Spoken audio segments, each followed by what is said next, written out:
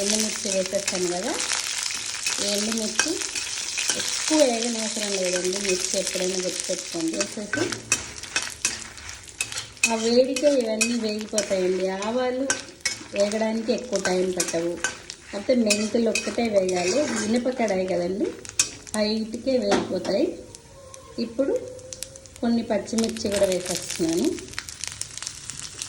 పచ్చిమిర్చి కూడా వేసేస్తాను కదా. వీటిలో ఆ పచ్చితనం ఇంకా పోయే వరకు అలా కొంచెం సేపు వేగనివ్వాలి.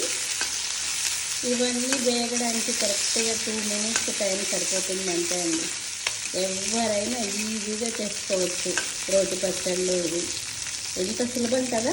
చూడండి, ఆ పచ్చిమిర్చి పైన బబుల్స్ ఏర్పడ్డాయి కదా, చాలు అంత మాత్రం. ఇంకా ఆపేసుకుందాం.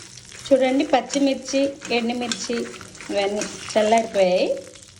ఇప్పుడు నేను ఇందులో మనము సీజన్లో స్టోర్ చేసుకుంటాం కదా చింతకాయలు ఉప్పు పసుపు వేసి దంచి పెట్టుకుంటాం కదా, అది వేసేస్తున్నాను. వేసేసి ఒక్కసారి మిక్సీలో అలా వెనక్కి తిప్పేసామనుకోండి, రోట్లో దంచినట్టు వస్తుందన్నమాట. చూడండి ఇలా మిక్సీలో వేసేసాను కదా. ఇప్పుడు వెల్లుల్లి రెబ్బలు కూడా ఒక 4-5 వేస్తున్నానండి. ప్రతి రోటి పచ్చడిలో వెల్లుల్లి పచ్చిదేస్తే ఆ ఫ్లేవర్ చాలా బాగుంటుంది. అందరూ తప్పక ట్రై చేయండి. హెల్త్కి కూడా మంచిది కదా. ఆ వెల్లుల్లి వల్ల వచ్చే ఫ్లేవరు చాలా చాలా బాగుంటుంది, అరోమేటిక్గా ఉంటుంది. అందరు తప్పక ట్రై చేయండి. మన పాతకాలంలో పచ్చళ్ళు ఇలానే చేసేవాళ్ళు. ఇప్పుడు నేను ఇది మిక్సీలో వేసేసాను కదా, అలా వెనక్కి 2 సార్లు తిప్పేస్తాను. రెడీ అయిపోయింది.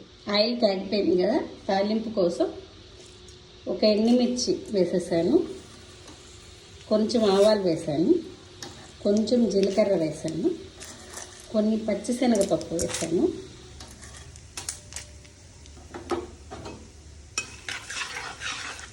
అది ఎలా వేగుతుండే చిటపట్లాడిన తర్వాత మనము పచ్చగా దంచుకున్న వెల్లుల్లి రెబ్బలు వేసేసాను. ఆవాలు, జీలకర్ర, పచ్చిశనగపప్పు, ఇంగువ అంతే అండి. కొంచెం కరివేపాకు వేసేసి తాలింపు వేగుతుంటేనే ఆ ఫ్లేవర్కే మనకి ఆకలేసేస్తుంది. అంత బాగుంటాయి పచ్చడికి వేసే పోపు. అందరూ ఇలా ట్రై చేయండి. పచ్చళ్ళు మనకి ఇప్పుడు విడిగా కూడా అమ్ముతున్నారు, చింతకాయ పచ్చళ్ళు. అవి కూడా తెచ్చిపెట్టుకోండి. మన హెల్త్కి మంచిది కదా పచ్చళ్ళు, నిలువ పచ్చళ్ళు అవి తింటే కూడా. అంటే కరివేపాకు వేసేసాను. ఇప్పుడు ఆ పచ్చడి అందులో వేసేసి కలిపేస్తాను. ఏదైనా వాటర్ తడి ఉంటే పోతుంది. ఇది 1 నెల వరకు స్టోర్ ఉంటుందండి. ఖచ్చితంగా అందరు ట్రై చేయండి, చాలా చాలా బాగుంటుంది.